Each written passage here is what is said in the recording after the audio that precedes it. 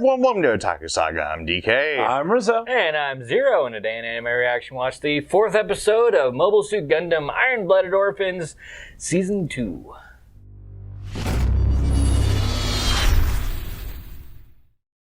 If you want to check out our reaction to the 4th episode of Mobile Suit Gundam Blooded Orphans Season 2, hit that link in the description below. And be sure to give us feedback in the comment section, because we love hearing from you. And as always, if you like what you see, subscribe to Otaku Saga. And don't forget to like and share our videos. And thanks for watching.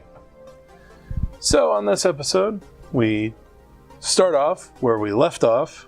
The big battle with Captain Target. The end of the big battle. Captain Target goes out in his mobile suit, helped out by his two companions. Tweedledum and Tweedledumbass. Yeah, the brothers or the twins or whatever the fuck they are. Right.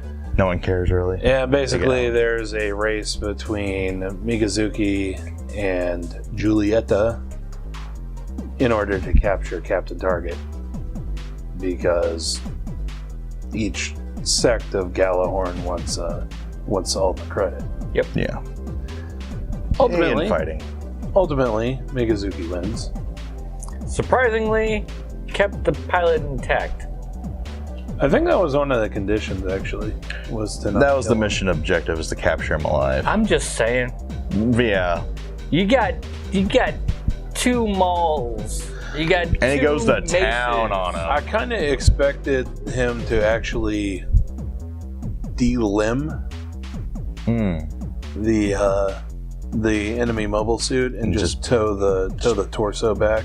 That would be smart, actually. That's what I expected him to do. Yeah, he was kind of surprised though when Captain Target ejected. He's like, "Oh." I think that's probably what he was planning on doing, actually. Hence why he was going left, right, kind of like that. Yeah. Okay, that makes sense. Probably trying to disconnect the arms, and then he'd take the legs. It's like he's putting the enemy mobile suit on a braking wheel. That sounds exactly like Mikazuki. Alright. But yeah, it was pretty fantastic. I enjoyed the fight scene a lot. Yeah, especially again that race between Juliet and Mikazuki. Again, we have some problems with zero gravity physics, Particularly with Orga's clothing, but and with the explosion that happened on one of the ships. Explosion over here, so ship falls this way. Makes perfect sense. Not. Makes perfect sense if you don't understand orbital mechanics. Or how fucking space works. Right. I noticed it. I just didn't want to point it out at the time. Because we laid into this series about... We laid it in thick last week. Yeah, how badly y'all they did. treated space. But seriously, though. Anyway, so yeah, they take in Captain Target to the disdain of Julius. And actually, we get a little bit of foreshadowing there. As Captain Target's being dragged away, he delivers his monologue. Well, we're not the only ones after you, you know. Yeah. And then right after that, we get a little scene with Naze meeting with the boss, discussing how Tekadon did. And some bastard, what's the bastard in the leopard suit? I don't even think he's listed now. Is he on here? I don't think he is. I ain't seen him. He's such a minor character, it doesn't matter. Must be a minor character. Yeah, but whoever leopard suit dude is, he opposes Tekadon because they're newcomers and they're getting too much recognition from the boss too quickly. So I'm thinking he might be the next guy who maybe has it in for him. But my word to him: go do a better job. Yeah, right. Ooh. That's kind of Pretty much stop trying to beat other people down and start trying to improve yourself is what it amounts to. Don't knock a homie's hustle. I hate people who just knock people down. I really do. I really do. Not people who knock anime down, especially if the animators don't know how zero-G works, but knock people down. That's a difference. All right. But yeah, so the boss decides to reward Tekadon by giving them the mining rights to a half metal mine. The biggest largest one on Mars. Yeah, what will become the biggest one on Mars. And kind of fast forwarding over a little bit of the story, when they're checking out the mine, they find a Gundam. Find a new Gundam frame and Not just a mobile suit. They find a new Gundam frame And they also find something larger.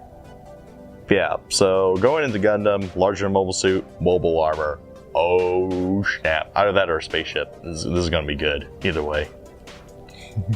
Good acquisition.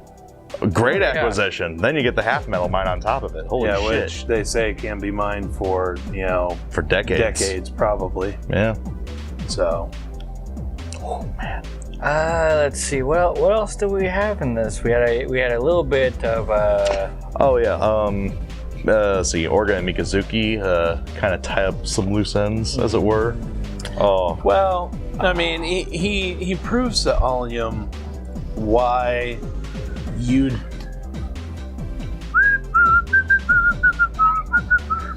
Wow.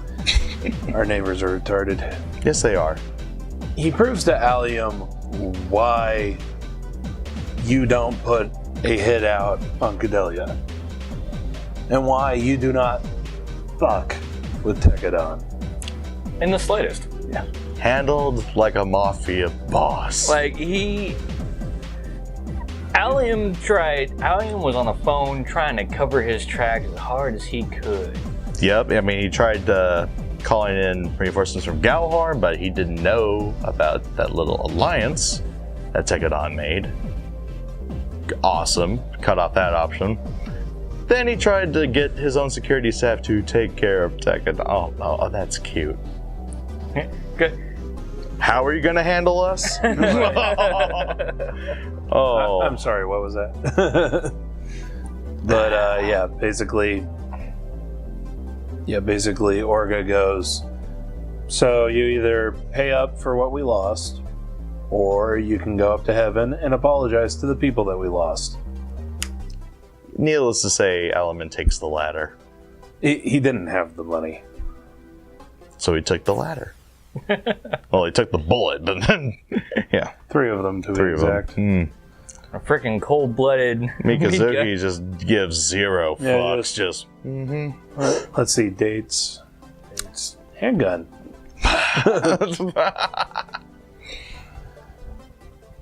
So then after that we get the scenes with Cadelia talking with Atra, and then Cadelia being able to go home finally. Yeah, now that Alaman's out of the way. Talking about Cadelia's idealist kind of vision, I guess. And then at the very, very end, I think we've pretty much hit everything else. We get a meeting with Orga and McGillis on a Gjallarhorn ship, or I can only assume it was a Gjallarhorn ship, right, in orbit above Mars, where McGillis tells Orga that he plans on taking over the 7 stars of Gjallarhorn and recreating Gjallarhorn uncorruptly. As a better organization. Yeah. And he needs help, so he reaches out to Orga. At first, Orga's like, are you insane? But the check was fat. And also, as you mentioned, Rizzo, the enemy of my enemy is my friend. And in this case, it is entirely true. So. Well, I mean, it did lay the groundwork in the last season where they have worked together before. Yeah, right. So here we go. Yep. It's a full-on open alliance now. And as I mentioned at the end of the reaction, I don't recall seeing such an open alliance formed between two sides with a lot of who used to have a lot of animosity toward each other. I don't recall seeing that in a Gundam series, maybe in the newer ones, but I do like it as a story device. Yeah, it's definitely not something that you see every day. It actually strikes me as much more believable. Exactly, I like it because it is very believable. Yeah, a lot of the political situations are backroom dealings. And they're so fluid. Yeah. So I mean, the situation has changed. You hear that in like spy thrillers and whatnot all the time. Yeah. And in this case, there's been like a couple years have passed, right? Yeah, there was a slight time skip. Like I don't think we've actually got a good grasp of what the time skip was. It's at least a couple of years. But some time has passed. I mean, look at Cadelia. There's lots of expansion of Tekadon, and yeah. Yeah. Yeah, there's lots of expansion. Exactly. Cadelia Natra.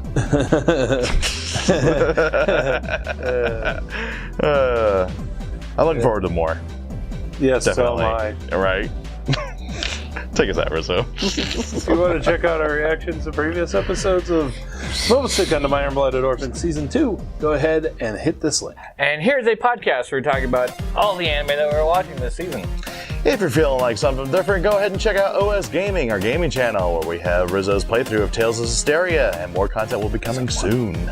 And also, if you'd like to help support us, go ahead and hit this link, and it'll take you over to our new and improved Patreon page. But let us know what you thought of this anime and what you thought of our reaction in the comment section below. Yeah, thumbs up if you agree with us on Orga's freaking hairdo. Thumbs down if you don't. But that's going to do it for this episode of Anime Reaction. As always, I'm DK. I'm Zero. And I'm Rizzo. See you next time.